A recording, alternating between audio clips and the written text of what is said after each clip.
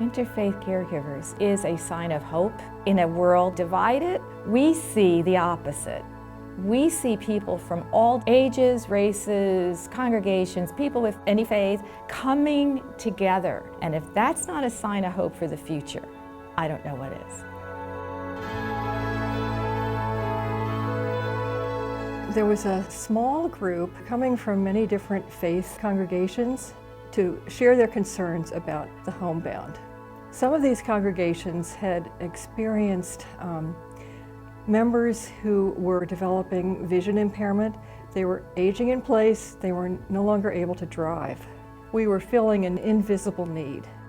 Our first grant was from the Robert Wood Johnson Foundation, and it was a long process to gradually turn that into an agency. I was the only staff member. I did not have the management experience of running an organization, and really none of our steering committee did, so we were so grateful to all the individuals and organizations that helped us to get started. The mission just resounded with me.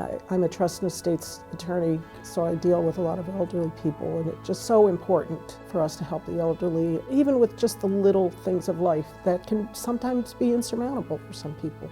Interfaith Caregivers of Greater Mercer County was an appropriate change from Interfaith Caregivers of Trenton because we actually touch Somerset, Monmouth, and Burlington counties, as well as Mercer County. I love the interfaith aspect of the agency. I love the way it brings people together from different walks of life and different faith traditions. And we really see divine intervention in this program because we could not do it without help. Our faith leaders, those who are leaders of congregations, they inspire volunteers to step forward. And as a member of a faith community, there is that desire to serve. And even just, an hour or so once a week can make a huge difference. Many services. Transportation has always been a great need. Friendly visiting, shopping, little things that may not seem like a big deal but can become more difficult as we age. A caregiving volunteer is a person who is willing to listen, who is not judgmental, who has a heart, who is willing to walk alongside to serve the elderly. I first learned about interfaith caregivers through my cleaning lady. She gave me a telephone number, and it was Judy's telephone number. I was just so excited. And they did call and said, "Did you leave a message?" And I said, "Yes, I did." "And do you need help?" And I said, "Yes, I do." I could tell immediately that she was the most kind, caring, wonderful person, and I fell in love with her at first sight. Doris has no children. Her nephew lives a distance away.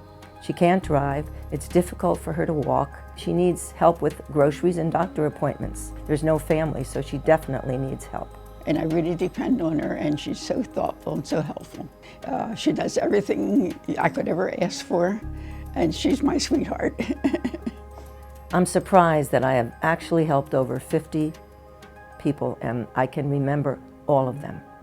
They are in my heart forever. They have given me much more than I've given them. To be a volunteer is just one of the greatest things in the world because you do it out of love. You don't do it out of any other reason. I am absolutely thrilled with joy to help anyone and everyone I can. I wish I had more time. I know your organization is available, and all I have to do is call for help. By all means, call for help. They're a wonderful organization, and I can't praise them high enough. We are dedicated to promoting the independence and dignity of the homebound elderly. So when we find that they broke a bone or that they have difficulty carrying their groceries, what could we do now to address those needs? Then we researched and found Project Healthy Bones, which is a 24-week education and exercise program for those who are at risk or have osteoporosis. So I'm proud to say Project Healthy Bones has 7 classes at 5 sites, and we meet the need. We want to double the impact of the agency over the next 10 years and grow the agency over that time period. What we're going to need to do that is more funding, we need more volunteers, we'll need more staff, we need some more support in the community. So it's just a matter of growing everything. That, to me, has made all the difference, knowing that it's going to survive, it's going to thrive.